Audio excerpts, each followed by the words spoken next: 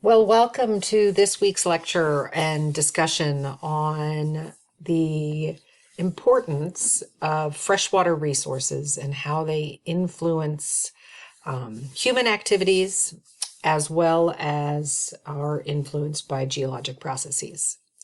Our opportunities for learning this week are going to include watching a video from the National Science Foundation about the water cycle, as well as delving into a TED Ed video and activity based on freshwater resources that are available to everybody. We will also end with an opportunity to participate in a water cycle Quizlet. So we're going to begin our discussion today about Earth's water, and we're going to really kind of break down a little bit of where the water is. All right. And when we look at the water, we're talking about not only water that we can see on the surface, inside the earth, in the atmosphere, in plants, in glaciers, and all sorts of other things.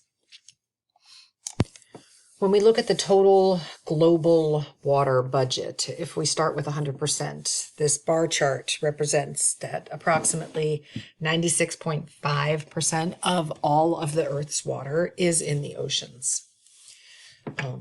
And there is a very small percentage that of the Earth's water that is represented in saline or salty lakes.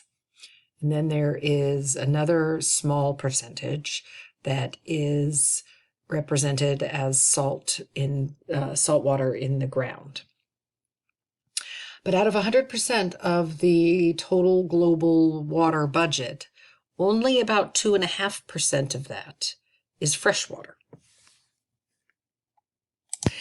And of that 2.5%, you may say to yourself, okay, well, that's a really small percentage, but okay, we still have access to it, and we can use it for what we need. But really, that's not true, because of the 2.5% of water that's available to us, that's fresh water.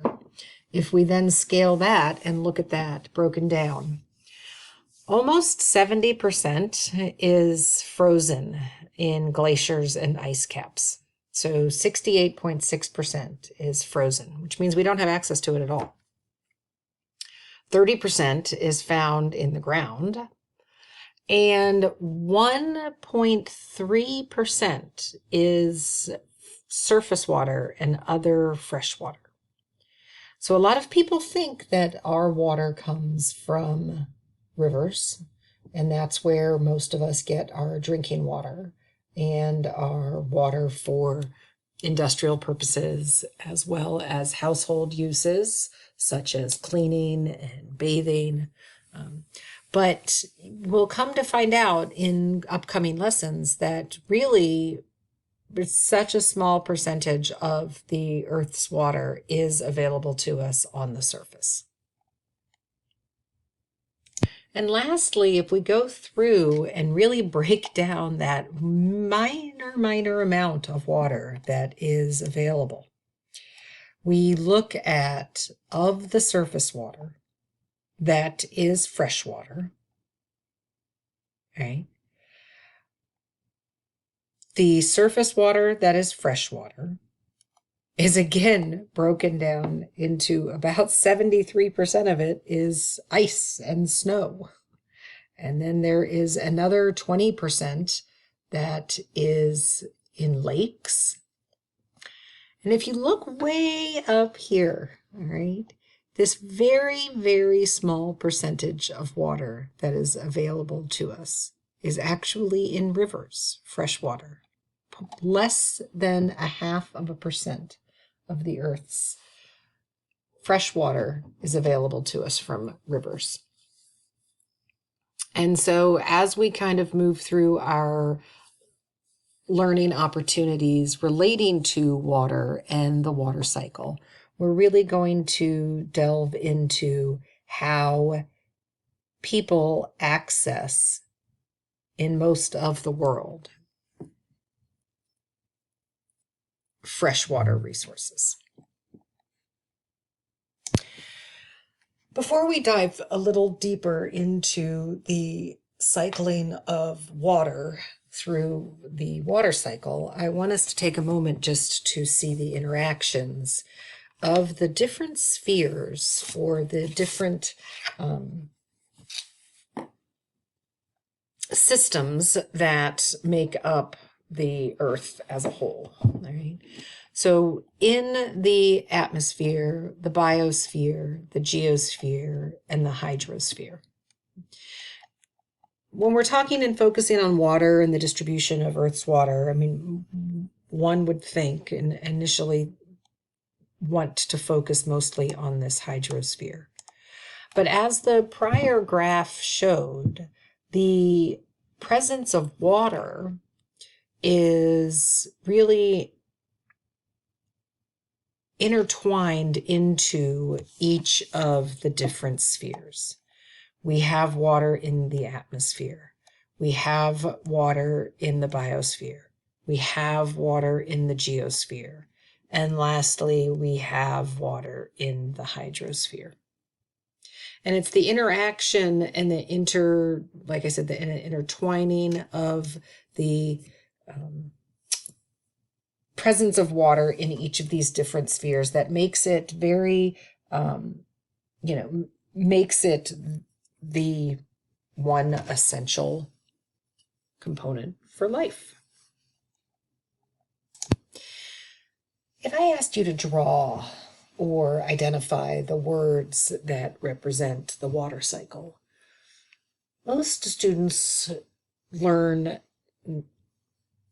and are very familiar with the 2 or 3 main parts of the water cycle: evaporation, condensation, and precipitation. In our class, we're going to dig deeper into the sort of more nuanced parts of the water cycle.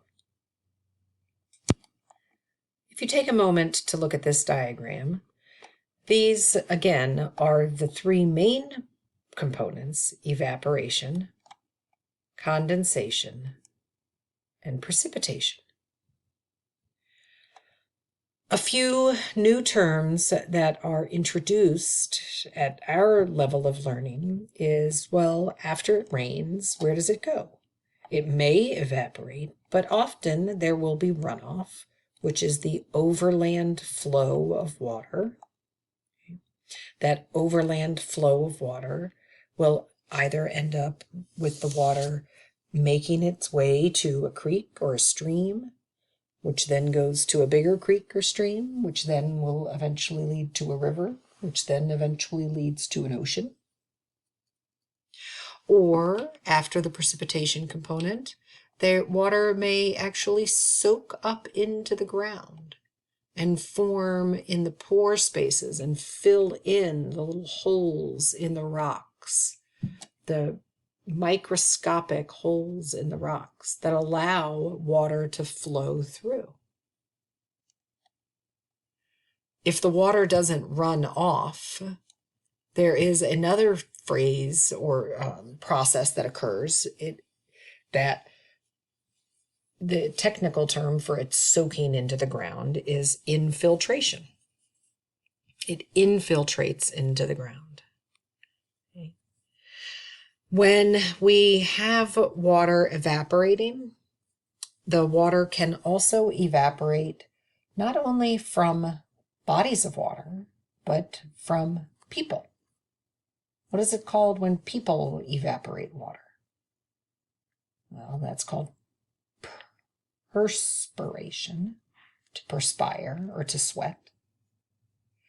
And if people can evaporate water by perspiring, I wonder if plants and trees and other vegetation can evaporate water. And the answer is it can. The process of water evaporating from plants and vegetation is called evapotranspiration. The transpiration part is the water moving through the plant and then eventually evaporates from the leafy surfaces of the plant. So to recap, we started today with just an overview of looking at the distribution of Earth's water and where the breakdown of the availability of fresh water is to humans. Thank you, and we will continue learning in the future.